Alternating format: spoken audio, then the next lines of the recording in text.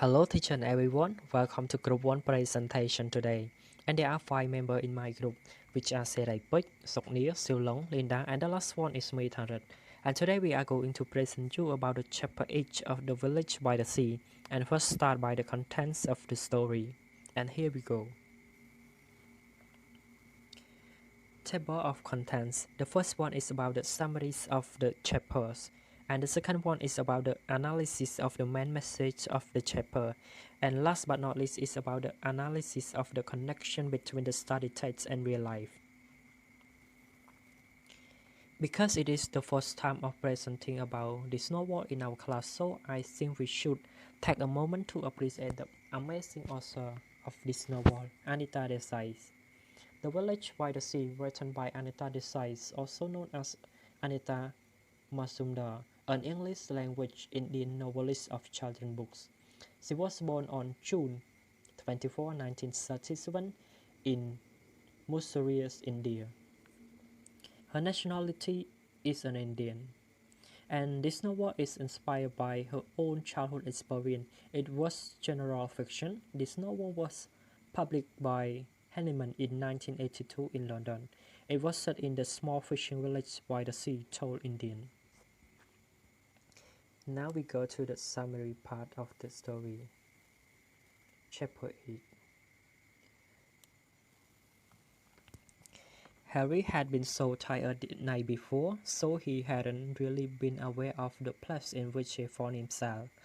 He found himself at the Sri Krishna eating house, the meanest, dirtiest, sabbiest place. Even the eating house in tolls are better. It is the cheapest place in all of Bombay. Harry has no money to pay for a meal, he thought. So he asked Jagu if he could work in the restaurant to be able to pay for what he eat. He agreed and let Harry work in the kitchen for 1 rupee a day like the other boys, which Harry also agreed.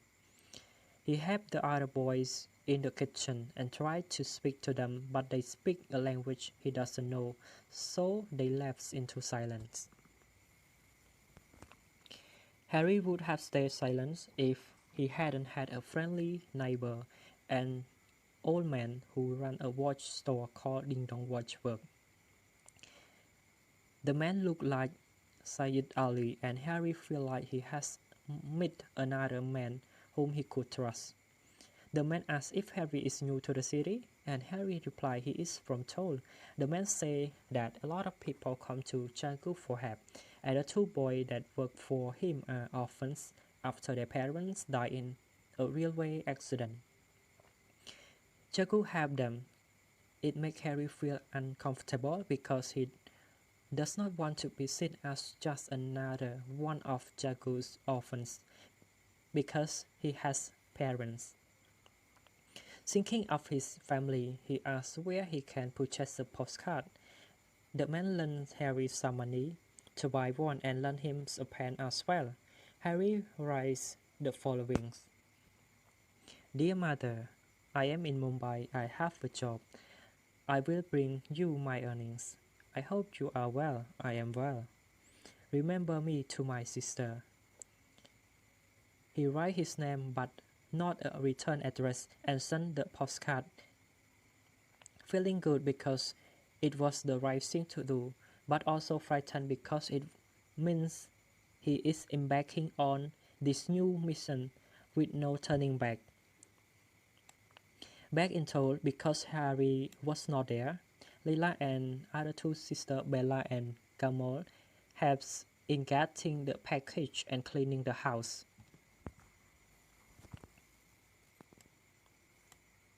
When Leila heard Mr. De Silva prepares to try to Alibas to do some shopping, Leila died out and begged Mr. De Silva to bring her mother to the hospital. Mrs. De Silva overhears and asks why Leila hadn't asked earlier. Perhaps she could have brought medicine to helps. Leila is grateful and explains how their mother is ill and getting more ill and weaker every day. Mr. De Silva says he will pay for the medicine. And finally, the Silva, Layla, and Layla's mother reached the hospital, and Layla's mother was carried by the nurses. Mr. De Silva goes to speak to the doctor. The doctor then told Layla that the mother should stay at the hospital for a couple of days because she is emaciated.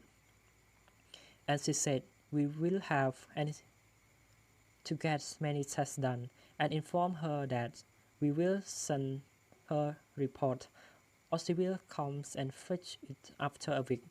And Layla agreed.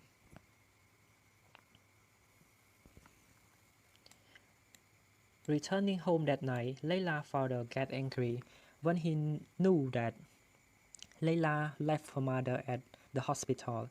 He kept shouting violently to Layla and by calling Layla a stupid girl.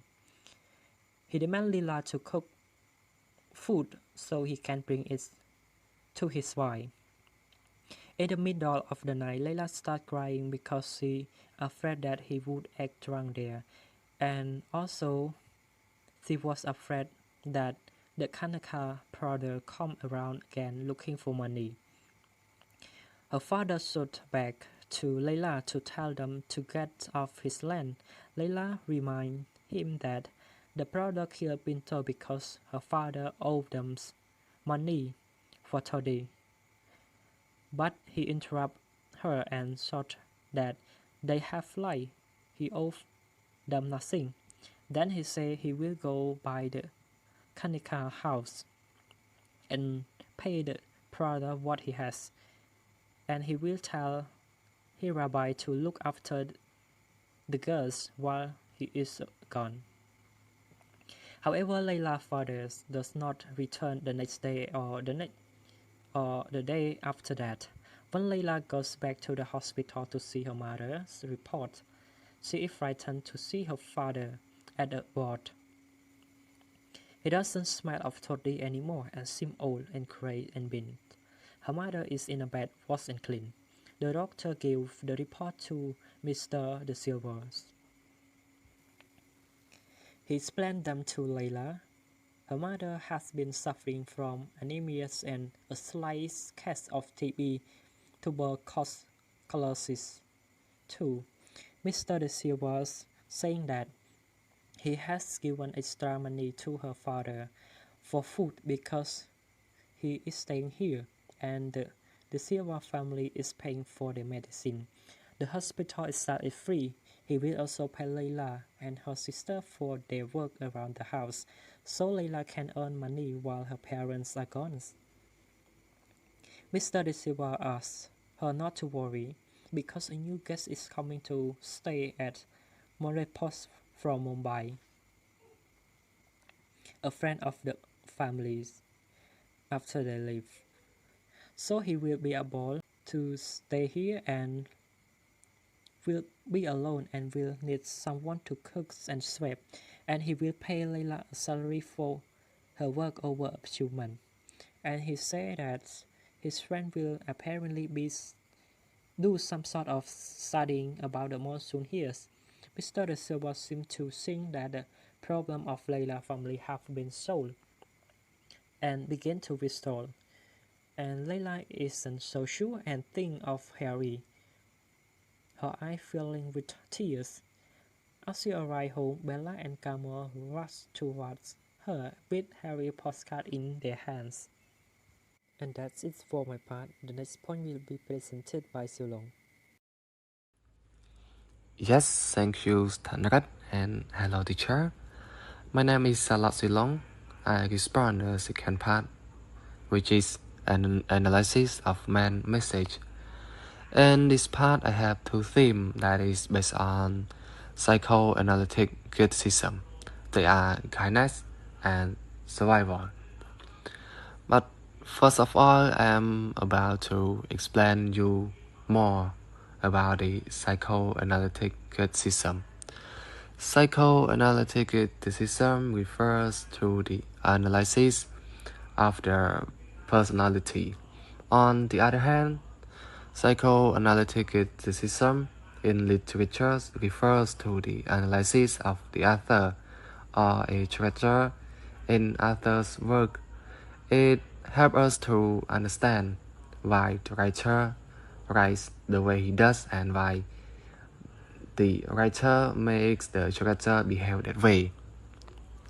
In psychology, human behaviors are normally driven by their unconscious mind, such as desire, fear, need, ethical, and conflict. And for the theme, the first theme is the kindness. Well, as I can see in the chapter 8, I found the kindness of Jagu and Disiwa. For the kindness of Jagu to Harry, Jagu gives Harry food and also offer him a job. So in psychoanalytic criticism, like why he act that way. In this case, Jagu might know that what life was being a poor guy, and for Harry it was just his first time in Bombay, so he could lose, and Jagu decided to help him. And for the kindness of Disiva's family to Layla. Well, Mr. De Silva is a rich man that lives in Bombay. His family normally go to town on the occasion. And the kindness of him is he helped Layla and his mother. He took Layla's mother and also paid for the medicine. In this chapter, Layla decided to tell Mr. De Silva that her mother was ill because he could not help her by herself.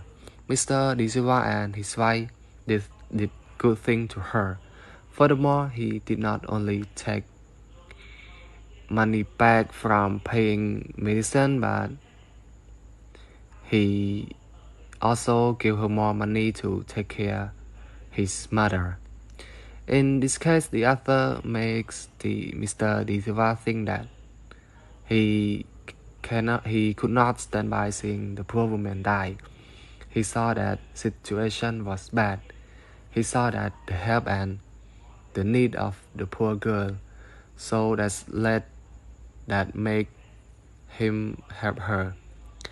And for the last theme is the survival of Harry as a 16 years old boy and also the first time in the dirty place Bombay and contains millions of people, which makes a lot of noise in that environment.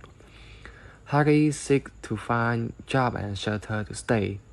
He asked Jagu for a job and he became a worker at Jagu restaurant. He worked even though he got paid 1 rupee a day, which is very little. For Harry, he could not go back to his hometown because he did not want to go fishing, cutting down the coconut or working in the field. It is because of his dream that to find a job in Bombay, which he think that it could change his life and also can help their family. And yes, thank you. That's all my part. Thank you, Siêu Long. Hello, teacher. Hello, everyone. I'm Samir, and now let's move on the presentation with my part, which is about analysis of the connection between the studied text and real life. I have raised up 3 ideas regarding to my analysis. So let's start with the first point. And the first point is about the migration of the poor to the city to find job. Like in our story, Harry and his family live in poverty. Harry and Lila abandon the school because they don't have enough money to pay for studying material. His mother was sick, his father was a drunkard, and they don't have boat to fish like other villagers. If they continue doing so, later or sooner, his family will run out of money and their situation become worse and worse. Because Harry see this, he decided to leave town and continue his journey to Bombay. Harry went to there with a expectation that he could get a job and earn some money. Then he could send it to his family in town and it will better his family situation. And if we take a look in our real world, we can see that people in the village or in the countryside who face some problem such as financial issues, debt crisis, or failure in their farmland, they will try to deal with these problems as possible as they can. One way that they usually do is moving to the city in order to find job and earn some money from there, because they think that in the city there are a lot of people and job than their hometown. Then the second idea is about money and life.